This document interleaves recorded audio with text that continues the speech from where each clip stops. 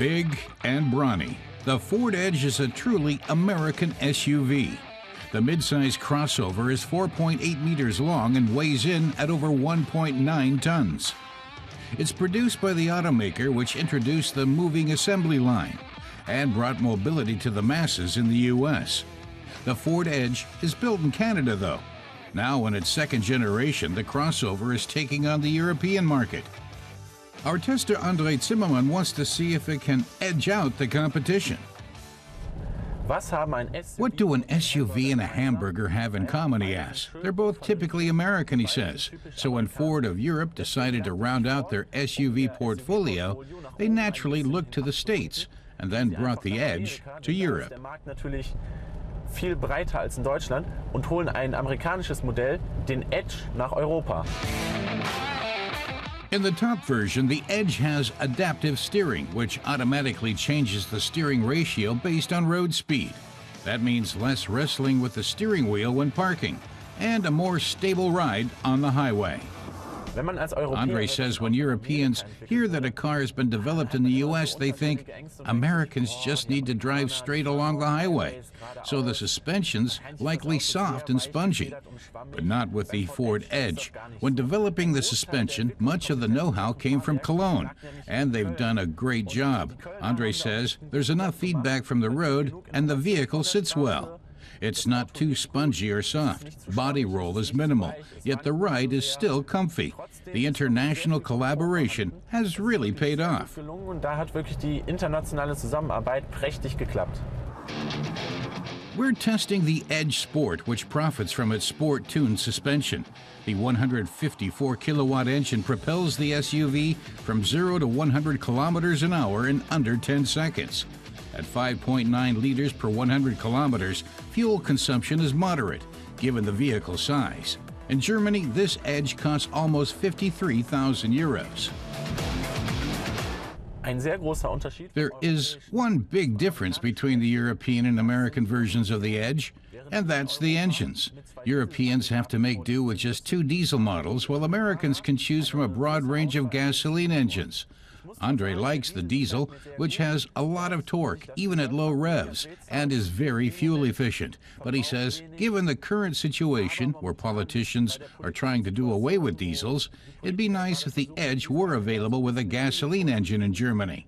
Then buyers needn't worry that, from 2020 on, or at some future date, politicians might bar diesels from the inner cities. 2020 oder sonst irgendwann die Politiker sagen, Diesel dürfen nicht mehr in die Innenstädte. But the Edge isn't just for the urban jungle. It can handle dirt roads too. Its intelligent all-wheel drive delivers power just where it's needed and comes as standard in Europe. Inside, the crossover also boasts some special features. From the titanium trim level upwards, the Edge comes with active noise control, which cancels out unwanted engine sounds. And for 225 euros extra, buyers can get inflatable seatbelt airbags for the back bench. The roomy trunk, of course, comes as standard.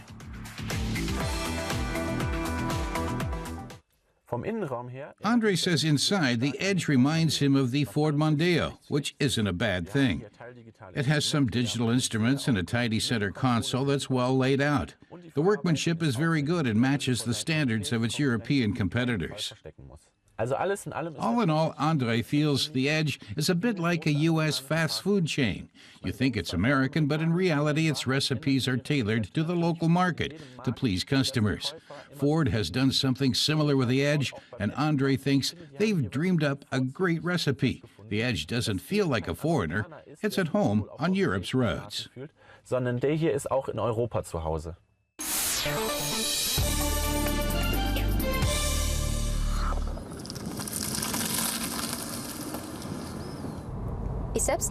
Car tester Michelle Assenmacher is interested in electric cars, but she lives in the country and covers around 60 kilometers a day. So to see if electric drive is right for her, she traded her own car for a Renault Zoe for one day to see if it's compatible with her lifestyle. The Renault Zoe isn't exactly a newcomer, but it still looks fresh. The electric supermini has been available in Germany since 2013. Renault's all-electric models are hot sellers all across Europe, and the hottest is the Zoe.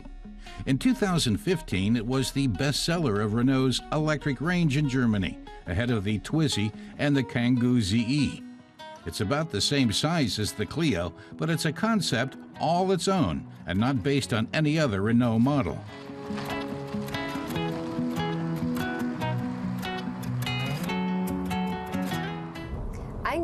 Michelle normally drives to work on the Autobahn, but she says the Renault Zoe is more a car for rambling than racing, so she's taken the back road today. The Zoe is powered by a 65 kilowatt electric motor with a top speed limited to 135 kilometers per hour.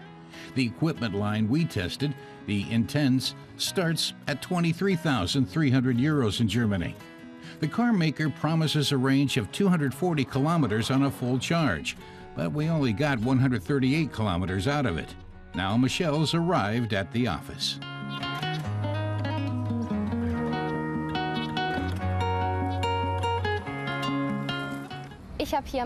Michelle has a place to charge the Zoe at her work, but she realizes not everyone does. Since she's testing it for practicality, she wants to see how far she can get through the day without having to recharge. The Renault Zoe was conceived for electric drive right from the start. Its body was aerodynamically optimized, and the tires given a low rolling resistance. Overall, the supermini is a very nice piece of work.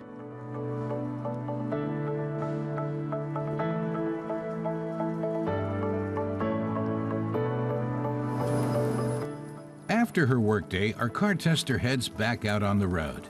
Renault's idea for a small and, most importantly, a low-priced electric car seems to be panning out.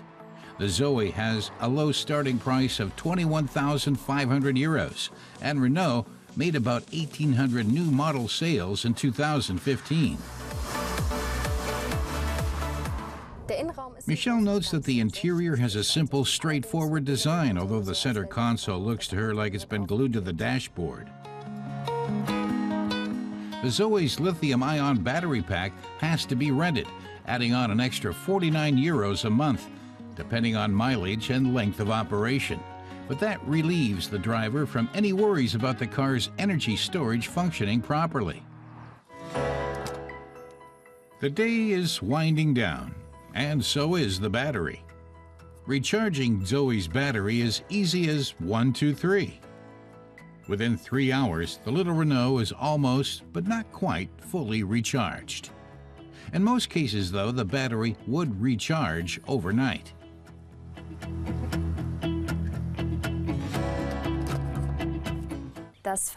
Michelle sums up the day quite positively. She even made an extra trip and still had juice left over.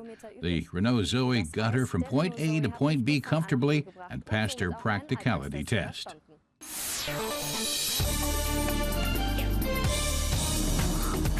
Audi has been known for its rumbling 5-cylinder engine since the 1980s. The brand new TT RS continues this tradition. The design icon puts out 294 kilowatts of power, pushing it to 100 kilometers per hour in just 4 seconds. It reaches a top speed of 280 kilometers per hour.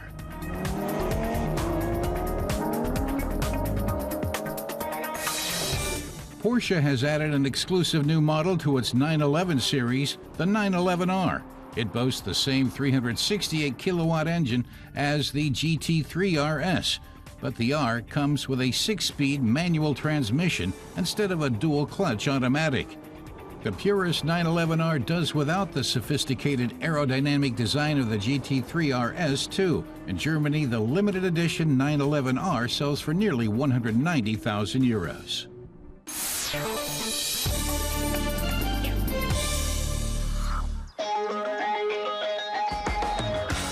Mini SUVs are gaining in popularity all over the world, so now Mazda has presented its contender for the compact segment, the new CX3, an apparently successful crossover blending the Mazda 2 with the bigger CX5.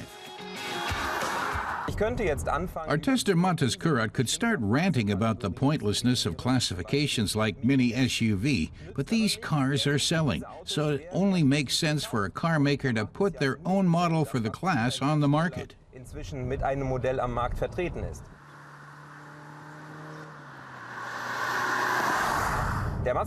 Since the Mazda CX3 has most of its parts in common with the supermini Mazda 2, Matas wonders why the makers called this model the CX3 and not the CX2.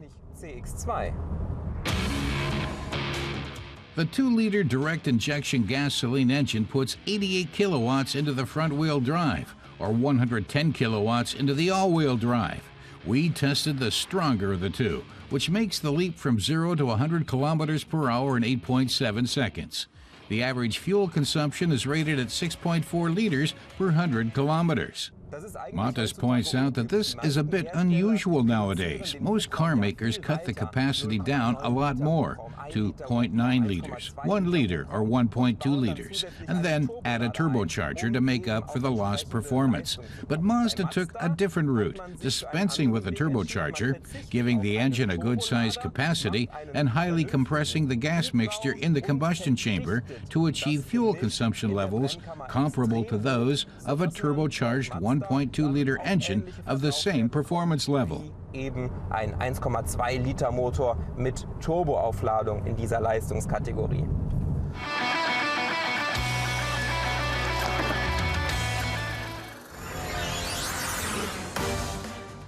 Like all new model Mazdas, the CX3's body is shaped by the Kodo Sola Motion design language, evoking the instantaneous motion seen in living creatures.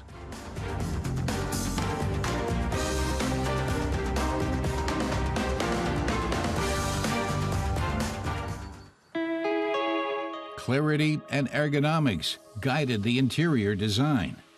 The driver's seat features a large range of settings, and the CX3 provides ample leg and shoulder room. Matas says all in all he quite likes this car. The combination of materials, imitation leather, not real leather, with carbon elements, aluminum and glossy piano black is more balanced than he remembers from Mazdas in years past. But in some places he gets the impression that the workmanship quit long before the workman did. This corner, for example, it may be just a detail, but even so, and the lining is peeking out from under the upholstery. That could be improved, but on the whole, the CX3's interior is quite decent. Ist der Innenraum im CX3 sehr, sehr ordentlich.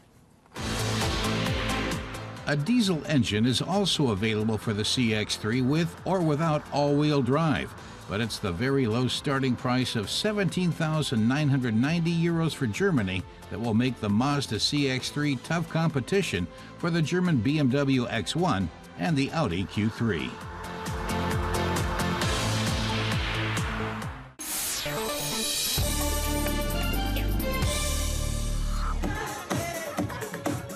Any reason to party is good enough. This is the 35th annual VW Golf GTI Festival on Lake Wörthersee in Austria. And that's not all. It's also the 40th anniversary of the Golf GTI.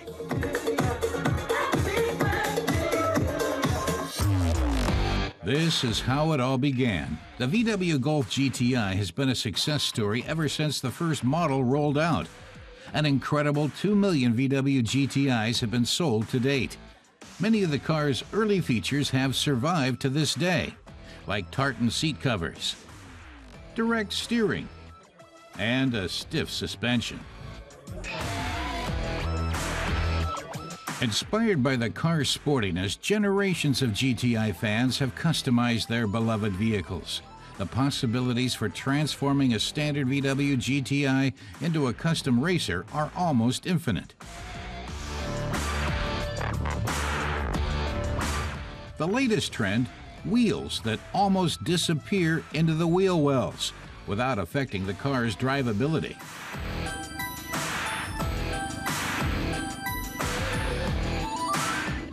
She thinks the cars are beautiful and the owner's cool. She's here to give her racer a spin and enjoy herself. This man simply loves these cars. He's been attending the VW GTI Festival for 32 years and will come back next year too. The festival makes her feel 30 years younger. Surprisingly, this VW was made to appear older than it really is, using an unusual rust look. It's this kind of creativity that makes the festival a blast. Not to forget the entirely new models, like the Golf GTI Club Sport S. It puts out over 128 kilowatts, making it the most powerful Golf VWs ever produced in volume. Only 400 models are to be made. The Club Sport S has already nailed a record-breaking lap time on the Nürburgring track's North Loop.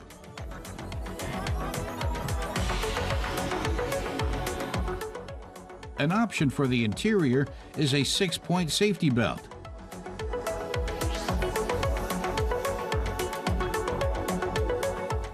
It was the race car driver Benjamin Leuchter who set the record lap time with the GTI Club Sport S.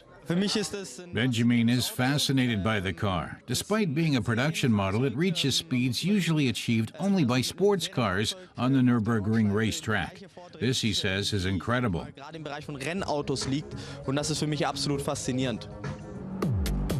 Flash back to April when Benjamin was gunning it along the Nürburgring racetrack.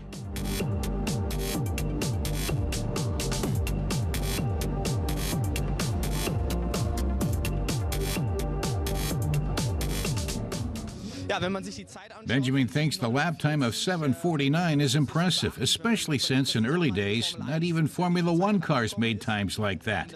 This, he says, shows how rapidly the automotive industry has progressed, especially in terms of suspension and output. Benjamin reckons the Golf GTI Club Sport S is VW's fastest front-wheel driven production model. But there are vintage models from the good old days as well, and some of them are customized like the newer models. Here, wheels buried in wheel wells are popular too.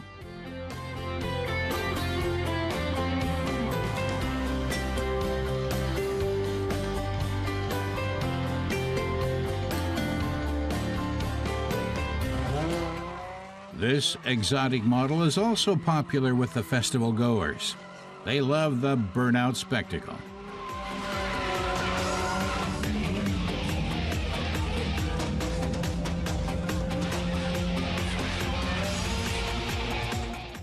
VW trainees have customized this GTI model.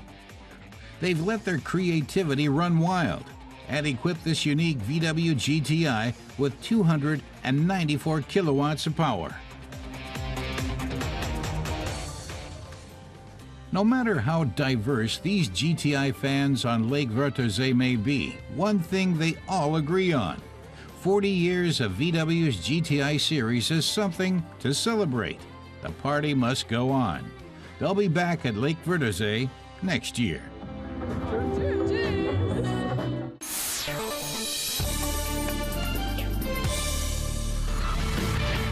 This may be the hottest sports car ever built, the AC Cobra. With more than 500 horsepower and weighing just 1,000 kilos, it's hard to keep it on the ground.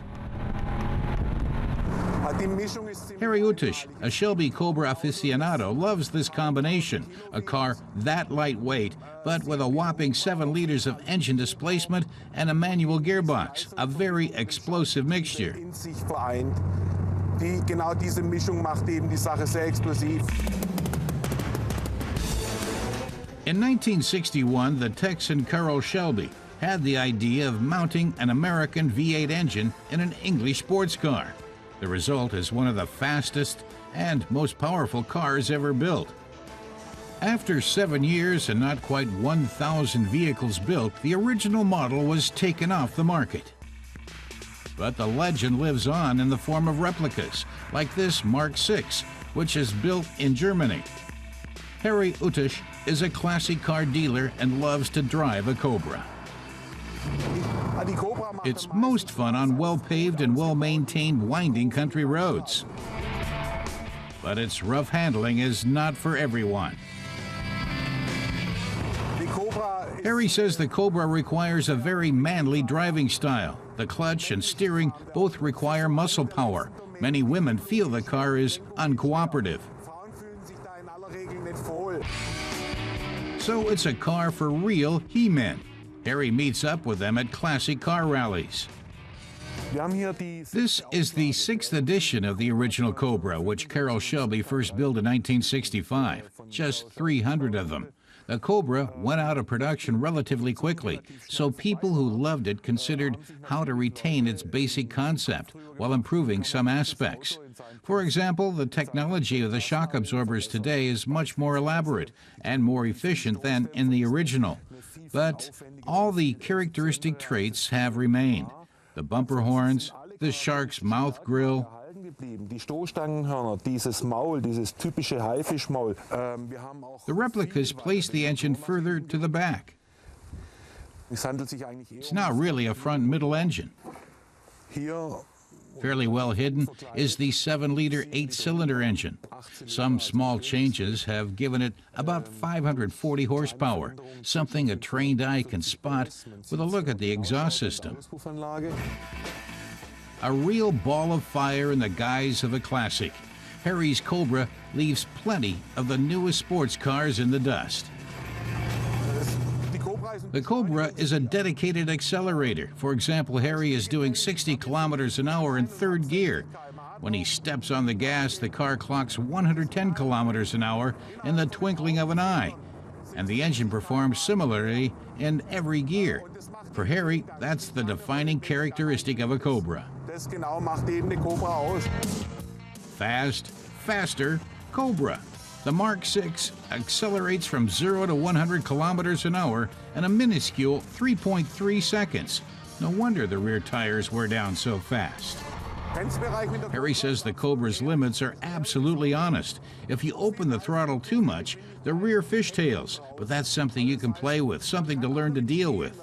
Reaching optimal speed in a Cobra is a question of accustoming yourself, of talent, and of engaging with the car. mit der Cobra zu erreichen, ist eine Sache der Gewöhnung und des Talents und des Auseinandersetzens mit dem Auto. Talent and character are needed to charm the Cobra. If you're careless, it can be poisonous, because if you don't control it with an iron hand, you'll end up scraping along the guardrail. Theoretically, the Cobra tops out at 300 kilometers an hour, but what driver has that much courage? It's not surprising to hear that the Cobra has some features borrowed from the racetrack. Also wie bei der Like the original Cobra 427, Harry tells us this replica has a Le Mans fuel tank cap, but it's been changed to fit the times and modern fuel nozzles. The exhaust system is a less obtrusive underfloor arrangement. The old sports versions generally had side pipes mounted on the left and right of the vehicle. At first, that's impressive, but the noise quickly gets on your nerves. was die Lautstärke angeht. Ansonsten ist The interior of the replica is the same as in the original. There are a few electrical switches for windshield wipers, the horn, and other details. Typical are the Smith's instruments, which run in opposite directions. The rev counter runs in a counterclockwise direction, the speedometer clockwise vertically. Good Cobra replicas cost between 50 and 150,000 euros. Surviving originals can fetch up to $1.5 million. die Fahrzeuge Harry says people didn't buy and maintain these cars to go for a leisurely Sunday drive in the country. They wanted to use them, and so the individual parts often show extreme wear. If you're buying one, you should pay close attention to the brakes, axles, engine transmission synchronization. auf Motor, Getriebe, Synchronisation und all diese Dinge eben besonders achten. A lot of engine and a minimum of car. That's the mixture that has excited Harry for more than a quarter of a century.